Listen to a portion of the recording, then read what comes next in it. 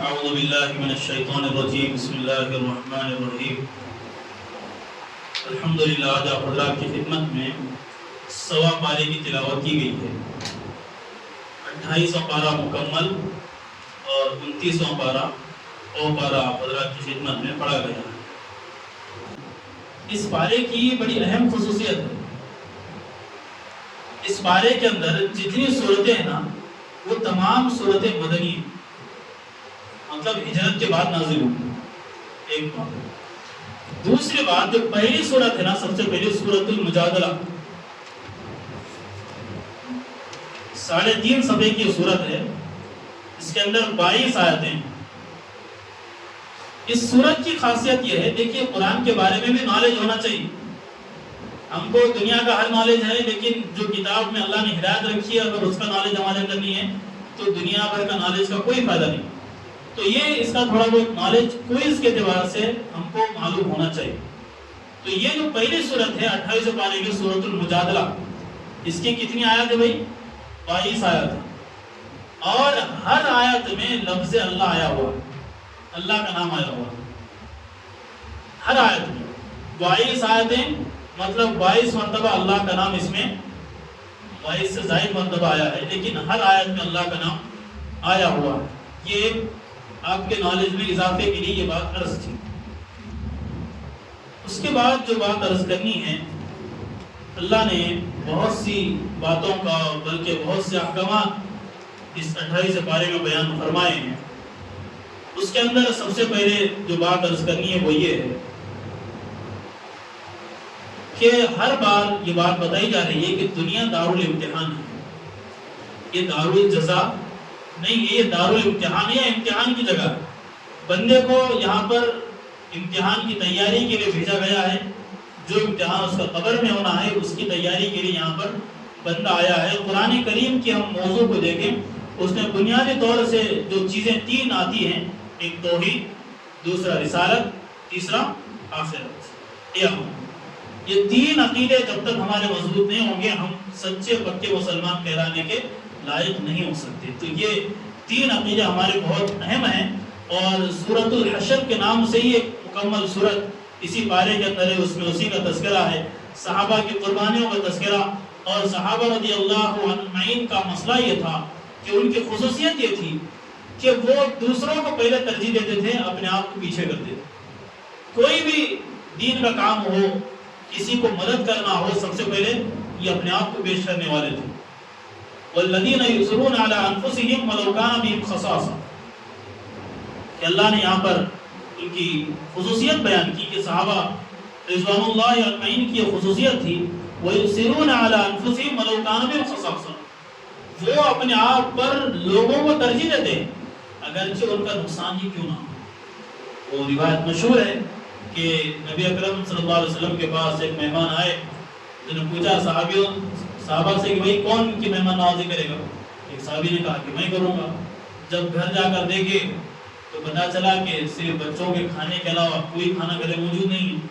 تو پھر وہاں پر انہوں نے حکمت اختیار کی، اپنی بیوی سے کہا کہ بھائی جب کھانے کے لیے بیٹھ جائیں چراغ کو بجھا دینا، بچوں کو ایسے سلا دو، تم مہمان آئے ہیں، مہمان کو کھانا کھلائیں گے، تم بچوں کو کچھ پہلا کے پھسلا کے سلا دو، وہ کھانا کس کو کھلائیں گے؟ ہم مہمان کو کھلائیں گے۔ تو وہ جو چیزیں پیش آئی وہاں پر اللہ نے اس کی تعریف بیان کی کہ ایسے لوگ ہیں خود تو تنگی میں رہنا پسند کریں گے، لیکن جب کوئی مدد کے لیے ان کے پاس آتا ہے، مدد مانگنے کے لیے آتا ہے تو پھر اسے خالی نہیں بھیجتے۔ تو یہ صحابہ کی خصوصیت ہماری زندگی میں بھی ہونی چاہیے۔ آج ہم جو ہیلپنگ نیچر ہے نا اس سے بہت دور ہوتے جا رہے ہیں۔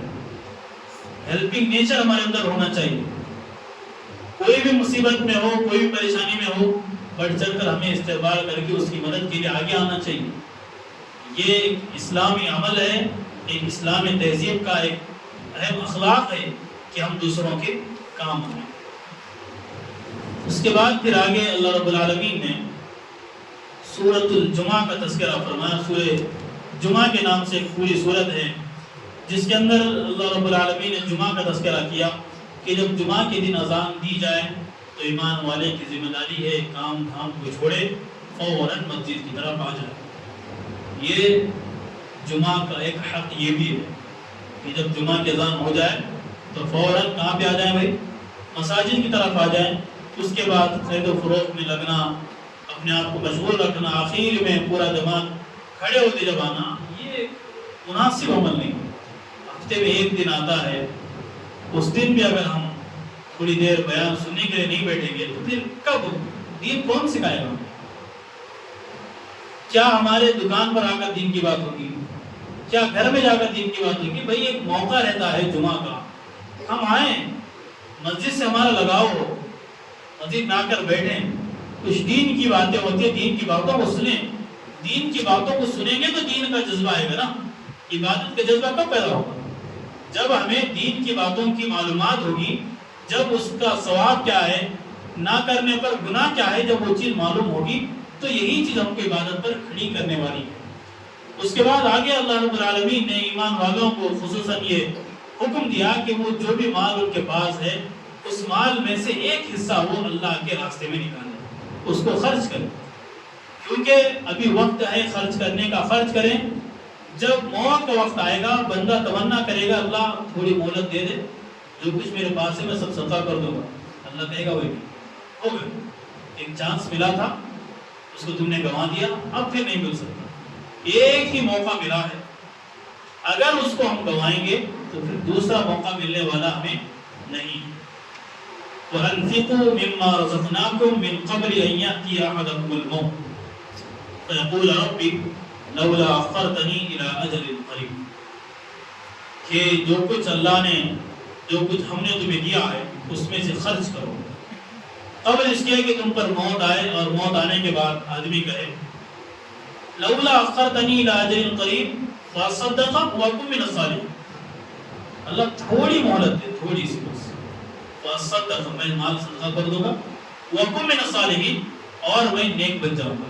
اللہ کہے گا اتنے سال تک جو دیا موقع اس میں کیا کیا؟ مستی کیا، شور شرابے اس میں ہوئے، مجلسوں سے دور رہ کر زندگی گزاری ہے، دین کی مجلسوں سے دور رہ کر زندگی گزاری. اب جب موت نظر آ رہی تو اب کہتا ہے کہ موقع دو، موقع نہیں مل سکتا، موقع دے دیا تھا تم نے فائدہ نہیں اٹھا. وَلَن يُؤَخِّرَ اللَّهُ نَفْسًا إِذَا جَاءَ أَجَلُهَا. جب موت کا وقت آ جاتا ہے تو پھر وہاں پر کسی کو موقع نہیں ملتا. اگر توبہ بندہ کر بھی لیتا ہے تو توبہ قبول نہیں ہوتی، اس کو بولتے ہیں حالت غرغرہ. ان اللہ یقبل توبۃ العبد ما لم یغرغر. جب وہ سانس یا گلے میں آ کے اٹکتی نا، سانس جانے کے بعد ایک آواز آتی، مرنے والے کا اگر کوئی دیکھے ہوں گے تو یہاں سے سانس نکلتی ہے نا، نکلنے کے بعد آواز آتی. جب سانس حلق میں اٹکتی ہے نا تو وہ اس حالت کو کہتے ہیں حالت غرغرہ. اس حالت میں پہنچنے کے بعد کوئی توبہ کرتا ہے تو پھر توبہ قبول نہیں. اس پوزیشن میں پہنچنے کے بعد کوئی توبہ کرتا ہے تو اس کی توبہ قبول نہیں ہوگی. اس سے پہلے بیمار ہے، بیڈ پر پڑا ہوا ہے، وینٹیلیٹر پر ہے، تو وہیں توبہ کر لے، اچھا ہے کہ ابھی امید نہیں ہے زندگی کی فوراً وہ توبہ کرے. ویسے تو بندے کو ہر وقت توبہ کرنا چاہیے، لیکن توفیق نہیں ہوئی تو کم سے کم آخری وقت میں جب معلوم ہو رہا ہے کہ بھائی میرے صحت مند ہونے کے کوئی آثار نظر نہیں آ رہے تو پھر ایسے موقع پر بندے کو توبہ کر لینی چاہیے. کیونکہ جب حالت غرغرہ ہو جاتی ہے تو پھر وہاں پر سکرات کا جو عالم ہوتا ہے اس میں توبہ قبول نہیں ہوتی ہے.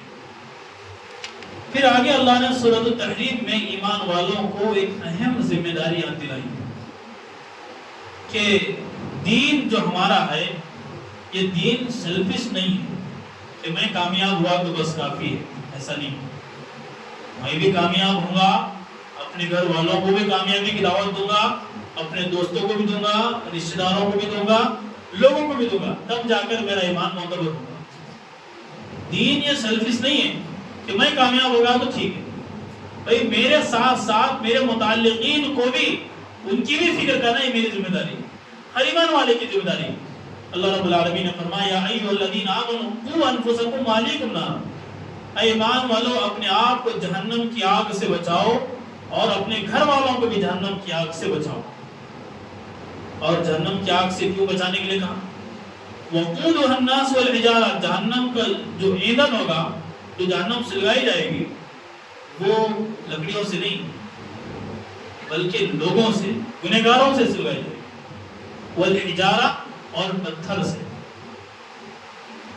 لکڑی کو جب آگ لگتی ہے تو جلدی بجھ جاتی ہے، لیکن جو پتھر کے کوئلے رہتے ہیں نا وہ جلتے ہیں نا، جلدی ختم نہیں ہوتے۔ اللہ نے کہا کہ انسانوں کے ذریعے اور پتھروں کے ذریعے وہ آگ سلگائی جائے، اس کا ایندھن وہ لوگ۔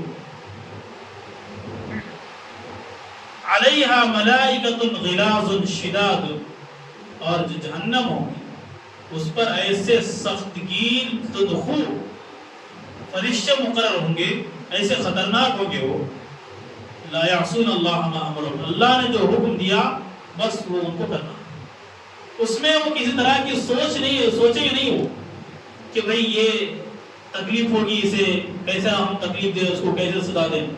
سم بکم عمی، اندھے ہوں گے، بہرے ہوں گے، کچھ سنائی نہیں دے گا، ان کا کام سزا دینا ہے، وہ دیتے رہے۔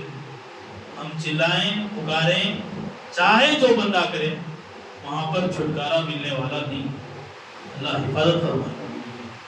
آج موقع ہے، خود بھی سدھریں، گھر والوں کو بھی سدھریں۔ خاص طور سے اللہ نے کہا ہے تو انفسکم واہلیکم نار، اپنے آپ کو جہنم کی آگ سے بچاؤ اور اپنے گھر والوں کو بچاؤ۔ آج اس سے بہت زیادہ کوتاہی ہو رہی ہے کہ ہم تو نمازوں کی پابندی کریں مساجد میں آ کر، لیکن گھر کی عورتیں، ہمارے گھر میں بچے نمازوں کی پابندی نہیں کر رہے ہیں۔ اس کی ذمہ داری کس کی ہے؟ ذمہ داری باپ کی ہے۔ اگر باپ نہیں تو بڑے بھائی کی ہے، جو گھر میں ذمہ دار ہے، اس کی ذمہ داری ہے کہ وہ لوگوں کی، وہ اپنے گھر والوں کی جیسا دنیاوی ضرورتوں میں خیال رکھتا ہے کہ عید آ رہی، شاپنگ کرنا ہے، کپڑے لینا ہے، جوتے لینا ہے، فلاں لینا ہے، لیکن جب دین کی بات آئی ہے تو اس کو نہ نمازوں کا خیال ہے، نہ روزوں کا خیال ہے، نہ اور دوسری ایکٹیویٹیز کا خیال ہے۔ تو یہ کیسے ہو سکتا ہے؟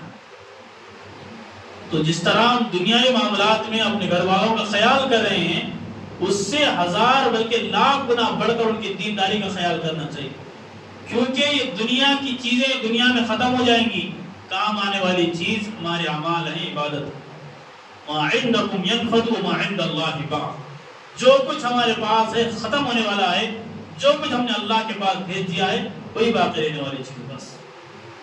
الباقیات الصالحات خیر عند ربک ثوابا وخیر املا، اللہ کے پاس باقی رہنے والی چیز ہمارے وہ اعمال ہے جو ہم نے اللہ کی رضا کے لیے کیے۔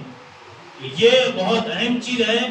آج جو ارتداد ہے لڑکیوں میں، مسلم لڑکیاں اپنا مذہب چھوڑ رہی ہیں، کیسے کیسے واقعات سننے کو مل رہے ہیں۔ ذمہ دار کون ہے؟ گھر کا باپ ذمہ دار ہے۔ اگر بیٹی اگر وہ دین سے پھر رہی ہے تو کیوں اس کی تربیت اس نے نہیں کی؟ اس نے کالج میں پڑھانا تو ضروری سمجھا، یونیورسٹی میں پڑھانا تو ضروری سمجھا، انگلش کی تعلیم دینا تو ضروری سمجھا، لیکن اس کو اس کا دین بتانا، اس کا دین سمجھانا جو مرنے کے بعد اس کو کام آئے، اس کو ضروری نہیں سمجھا۔ باپ اس کا ذمہ دار ہے۔ آج بھائی منع نہیں ہے، آپ یونیورسٹی میں پڑھائیں، بڑے بڑے کالجز میں ہم پڑھائیں، اپنی بچیوں کو پڑھائیں، اپنے بچوں کو پڑھائیں، کوئی روک ٹوک نہیں ہے، لیکن جس طرح ہماری وہاں پر نگاہ ہوتی ہے کہ بھئی ہم لائر بنائیں گے، ڈاکٹر بنائیں گے، انجینئر بنائیں گے، فلاں بنائیں گے، فلاں بنائیں گے، لیکن اس سے زیادہ ہماری نگاہ اس بات پر ہونی چاہیے کہ ہم اپنے بچوں کو دیندار بنائیں۔ ہم سب کچھ پڑھائیں دینداری کے بعد، دینداری کے ساتھ، ورنہ یہ بچے، یہ اولاد آخرت میں وبال جان بنے گی، وبال جان۔ کلکم راع وکلکم مسئول عن رعیتہ، نبی اکرم صلی اللہ علیہ وسلم نے ارشاد فرمایا تم میں سے ہر ایک ذمہ دار ہے، ہر ایک ذمہ دار ہے، ہر ایک کو اس کی ذمہ داری کے بارے میں پوچھا جائے گا۔ باپ سے اولاد کے بارے میں پوچھا جائے گا، شوہر سے بیوی کے بارے میں پوچھا جائے گا کہ تیرے ماتحت ہم نے رکھا تھا، تو نے اس کی کتنی نگرانی کی ہے، دنیا معاملات میں تو نے مال و دولت کے ڈھیر لگا دیے، تو نے دین کتنا سکھایا، تو نے کتنا دیندار بنایا۔ یہ سوال ہوگا، ہر ایک سے سوال ہوگا، ہر ایک ذمہ دار ہے۔ ایک امام سے سوال ہوگا تو نے اپنے مقتدیوں کے لیے کیا کیا، کیا مقتدیوں کے لیے کیا تو نے دین کو چھپایا یا کھل کر بیان کیا؟ یہ سوال ہم سے بھی ہوگا۔ جس کی ذمہ داری جتنی بڑی ہے اتنے زیادہ اس سے سوالات ہوں گے۔ یہ ایک عالم کی ذمہ داری، ایک امام کی ذمہ داری کہ اپنے مقتدیوں کا خیال کرے، ان کو صحیح دین کا جذبہ ان کی زندگی میں پیدا کرے، ان کو بتائے کہ کیا صحیح ہے کیا غلط ہے۔ اگر اس کی بات سے کوئی ناراض ہوتا ہے تو ہونے دیجئے، کوئی مسئلہ نہیں، دنیا میں ناراض ہے ختم ہو جائے گا، لیکن اللہ کی پکڑ سے تو بچ جائے۔ ہر ایک ذمہ دار ہے، باپ ذمہ دار ہے اپنے اولاد کا، شوہر ذمہ دار ہے اپنی بیوی کا، استاد ذمہ دار ہے اپنے شاگرد کا، ایک امام ذمہ دار ہے اپنے مقتدیوں کا۔ ہر ایک کو چیز لگی ہوئی ہے، ایک امیر المومنین، ایک بادشاہ ذمہ دار ہے اپنی رعایت، ہر ایک کو سوال ہوگا۔ تو وہ دن کے آنے سے پہلے ہم آج سے اس کی تیاری شروع کر لیں، اپنے بچوں کو دیندار بنائیں، اپنے بچوں کو دیندار بنائیں، ہم خود دیندار بنیں، نمازی ہیں، ہم حج بھی کر کے آئے ہیں، عمرے پہ عمرے کر رہے ہیں، زکوٰۃ دے رہے ہیں۔ اولاد اگر دین پر نہیں ہے تو بہت خطرے کی چیز ہے، بہت خطرے کی چیز۔ ہمارا روزہ کام نہیں آئے گا کل جب اگر ہماری اولاد کیا ہوتی دین کے خلاف ہوتی ہے۔ ان کو بتانا، ان کی تربیت کرنا یہ ہماری ذمہ داری ہے، یہ اپنی ذمہ داری سمجھے ہم، یہ ہماری ڈیوٹی ہے، یہ رسپانسبلٹی ہے، اس پر ہم کاربند ہونے کی کوشش کریں، ورنہ جب وقت آئے گا تو بندہ اپنے جو ہاتھ کی انگلیاں ہیں یہ افسوس میں قطر لے گا، اس کو ہوش تک نہیں رہے گا کہ بھی انگلیاں اس نے کاٹ لی۔ ایسا وقت آنے والا ہے، اس وقت کے آنے سے پہلے اللہ نے ایک وقت دیا ہے، اس کو غنیمت سمجھیں، اس کو کام میں لائیں، خود بھی سدھریں۔ رمضان کا مبارک مہینہ ہے، چند دن بس رہ گئے ہیں، اس کے اندر عبادت کر لیں، اپنی مغفرت کروا لیں، ورنہ نبی اکرم صلی اللہ علیہ وسلم نے فرمایا کہ بدترین شخص، لعنتی شخص وہ ہے جس کی زندگی میں رمضان آیا لیکن اس نے مغفرت نہیں کروائی۔ رمضان چلا گیا لیکن ہم نے اللہ سے اپنی مغفرت نہیں کروا لی تو ہم بدترین شخص کہلائیں گے۔ اللہ حفاظت فرمائے۔ اللہ تعالیٰ سے دعا ہے اللہ تعالیٰ ہم تمام کو صحیح طور سے دین کی باتوں پر، دین کے اعمال پر عمل کرنے کی توفیق عطا فرمائے، اور خصوصاً اپنے گھروں کے ماحول کو دینی ماحول بنانے کی توفیق عطا فرمائے۔ جو چند دن رہ گئے ہیں بھرپور اللہ ہمیں اس میں عبادات کرنے کی توفیق عطا فرمائے۔ وآخر دعوانا الحمدللہ رب العالمین۔